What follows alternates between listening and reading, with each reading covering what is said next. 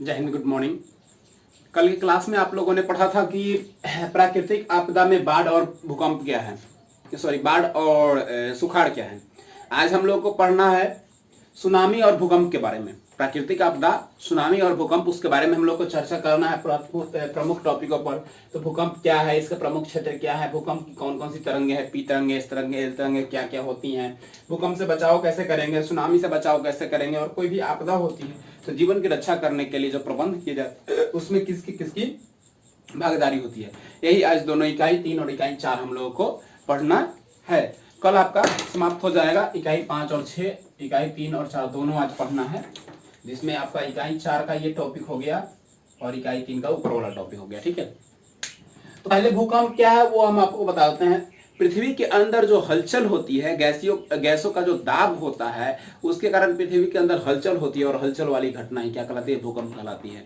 जब ये हलचल बहुत अधिक तेज होती है तो धरती फट जाते हैं, मकाने गिर जाते हैं, बिल्डिंगें ध्वस्त हो जाती है, बहुत सारे चीज पृथ्वी के अंदर चले जाते हैं।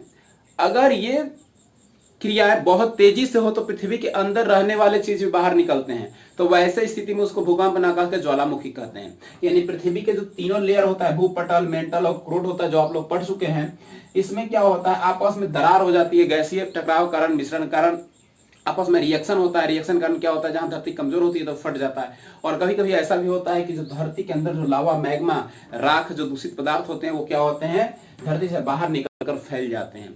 नदी, झरना, तालाब, पोखर का भी निर्माण इससे होता है। पहाड़, पर्वतमाला, श्रेणियां ये सब बनती है। एंडीज पर्वतमाला बहुत बड़ी पर्वतमाला है जिसमें सबसे ज्यादा सक्रिय ज्वालामुखी पाए जाते हैं, दक्षिण अमेरिका में है।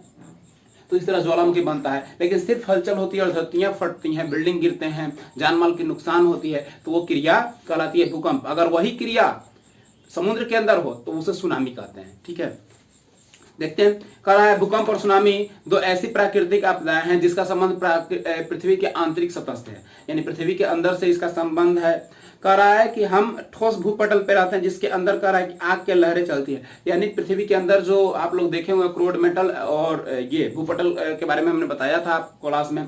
तो क्रोड के अंदर क्या होता है, बहुत सारे आग, लावा, मैग्मा पिघले हुए होते हैं, तो वही शरीर से धरती से बाहर निकल जाता है। कह रहा है कि ठोस भूपटल के अंदर कह रहा है कि 1000 डिग्री सेल्सियस से अधिक होता है, यानी जो पृथ्वी का ऊपरी सतह जो है उससे अंदर का तापमान कर रहा है कि 1000 डिग्री सेल्सियस तक होता है, जिसमें अनेक लहरें उत्पन्न होती है, अनेक तरंगें उत्पन्न होती है। और इसी कारण जिस केंद्र पर उत्पन्न होता है उसे क्या कहते हैं हम लोग, भूकंप कहते हैं। ये लहरें तरंगे जहां उत्पन्न होती है उसे भूकंप केंद्र कहते हैं। और अगर यही सागर की तलहटी में हो, महासागर की तलहटी में हो तो जिसे हम सुनामी कहते हैं। यानी यही घटना अगर समुद्र के नीचे हो तो जिसे सुनामी कहते हैं, अगर पृथ्वी पर हो तो भूकंप कहलाएगा। ठीक है, कह रहा है कि 26 दिसंबर 2004 को दक्षिण पूर्व एशिया से लेकर बंगाली खाड़ी तक ऐसा सुनामी है जिसमें सैकड़ों और लोग विलुप्त हो गए और कितने नाविक का आज तक पता नहीं चला है। निकोबार द्वीप समूह से लेकर दक्षिणी इंदिरा पॉइंट तक तरंगे के झटका प्रभाव पड़ा और बहुत सारे लोग विलुप्त हो गए। यानी 2004 वाला जो सुनामी था वो बहुत प्रभावकारी सुनामी था और इसमें बहुत सारे लोगों की जान माल की क्षति हुई थी।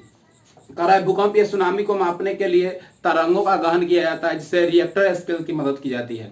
यानी रिएक्टर स्केल के माध्यम से भूकंप और सुनामी के तरंगों की गणना की जाती है। ऐसे भूकंप की गणना जिस चीज में की जाती है उसको सिस्मोग्राफ कहते हैं। ठीक है, और जो जिस स्केल से मापा जाता है उसको रिएक्टर स्केल या भूकंप मापी स्केल कहते हैं। याद रखिएगा, पूछता है क्वेश्चन बार बार। भूकंप और सुनामी का प्रभाव ऐसे क्षेत्रों पर अधिक देखने को मिलता है जहाँ की चट्टानें कमजोर होती है, यानी कि जहाँ की चट्टानें विलुप्त होती है, यानी कमजोर होती है। अर्थात कह रहा है पर्वतीय क्षेत्र, भूपटलीय दरार क्षेत्र, महासागरीय गर्त एवं मध्य महासागरीय कटक इत्यादि जहाँ पे चट्टानें कमजोर होती है वहां पर भूकंप और सुनामी के भी अनुपातन अधिक होती है, यानी वहाँ पर ज्यादा भूकंप और सुनामी देखने को मिलता है।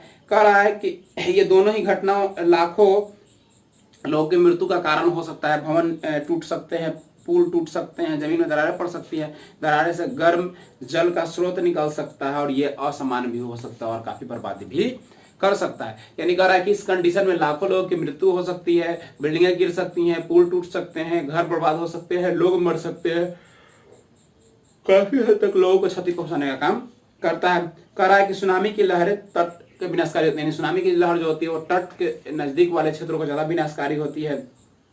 तट के किनारे वाले चीजों को अपने अंदर समा लेती है, जिसमें पर्यटक, मछुआरे, नारियल के वृक्ष, कृषक पौधे, बहुत सारे चीज हैं जो उसको क्या कर लेता है, मृदा अपरदन भी करता है, यानी सबको अपने साथ बहा कर लेकर चला जाता है। कह रहा है कि भारत में प्रमुख भूकंप वाले क्षेत्र हैं जिसके बारे में हम लोग चर्चा करेंगे। तो कह रहा है कि भारत में प्राय सभी भूकंप क्षेत्र मतलब सभी जगह भूकंप के झटके आते हैं, लेकिन गहनता और ब्रह्मांडता में काफी अंतर होती है। यानी भारत में 5 भूकंप पेटी को बांट दिया गया है, यानी जोन 5 को जोन में बांट दिया गया है। कहीं अधिक होती है तो कहीं कम होती है, लेकिन भारत में सभी जगह भूकंप के केंद्र हो सकते हैं, ऐसा अनुमान है। ठीक है। जोन 1 में कह रहा है कि दक्षिणी पठार का क्षेत्र आता है जहां भूकंप का खतरा नहीं के बराबर होता है, यानी बहुत कम होता है, ना के बराबर होता है पश्चिमी पठारी जोन। ठीक है, पश्चिमी नहीं सॉरी दक्षिणी पठारी जोन, यानी दक्षिण आपका कहाँ होगा, तमिलनाडु होगा। ठीक है। जोन 2 के अंतर्गत कह रहा है प्रायद्वीपीय भारत के पठारी क्षेत्र आएंगे जिसमें भूकंप की संभावना होती है लेकिन तीव्रता कम होती है। यानी कह रहा है कि ये अंतर प्रायद्वीपीय जो क्षेत्र है उसमें भूकंप के झटके आते हैं लेकिन खतरा होने का डर उसमें कम होता है। ठीक है। जोन 3 इसके अंतर्गत कह रहा है गंगा सिंधु का मैदान जो राजस्थान और उत्तरी गुजरात के कुछ क्षेत्रों में आता है और भूकंप का प्रभाव देखने को मिलता है, लेकिन कभी कभी विनाशकारी होता है। जैसे बिहार में 20वीं सदी में आया था 1934 ईस्वी में जो भूकंप, वो क्या था, बहुत ही भयानकारी था। और 2008 ईस्वी में भूकंप के झटके का किंतु गहनता कम देखने को मिला।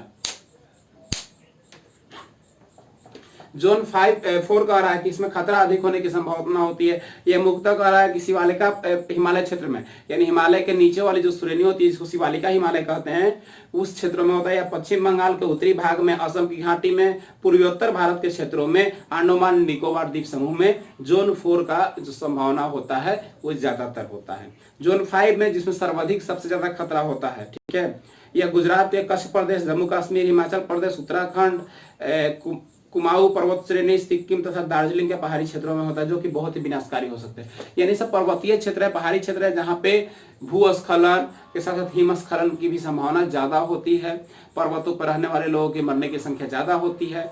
तो इस कंडीशन में जोन 5 का जो ज्वालामुखी है, भूकंप है, जो सबसे ज्यादा घातक होता है। अब भूकंप तरंगे क्या होते हैं? भूकंप तरंगे 3 होते हैं, पी तरंगे, एस तरंगे और एल तरंगे। देखिए क्या होते हैं, कारण भूकंप उठते समय उठने वाली कंपन को 3 तरंगों में बांट किया गया। पीएन तो प्राथमिक तरंग, एस मतलब सेकेंडरी तरंग, और दीर्घ तरंग को एल तरंग बोलते हैं, लॉन्ग तरंग।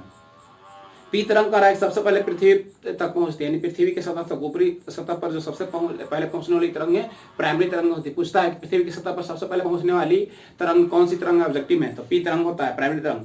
और कहा कि एस तरंग अनुप्रस्थ तरंग है, इसकी गति प्राथमिक तरंग से कम होती है, यानी सेकेंडरी है, दूसरा नंबर पर है तो जाहिर सी बात है कम होगा, प्राथमिक तरंग से इसका कम होता है। और एल कह रहा है कि यह तरंग भूपट्टी के सतह पर उत्पन्न होती है, इसको कम गहनता मतलब ज्यादा प्रभाव इसका नहीं होता है, धीमी गति से क्षैतिज चलने के कारण यह एक स्थान के बाद दूसरे स्थान पर पहुंचने में मतलब कम विनाशकारी होता है। यानी जो सेकेंडरी तरंग है वो धीरे धीरे पहुंचता है और इससे क्या होता है, ज्यादा प्रभाव नहीं होता है। कह रहा है कि इसमें और दीर्घ तरंग होता है जिसका प्रभाव दूर तक जाता है लेकिन ज्यादा विनाशकारी नहीं होता है। कह रहा है कि इसमें भूकंप में 3 केंद्र होते हैं। पहला होता है अधिकेंद्र। अधिकेंद्र किसे कहते हैं, इसको परिभाषा आप लोग नोट कर लीजिएगा।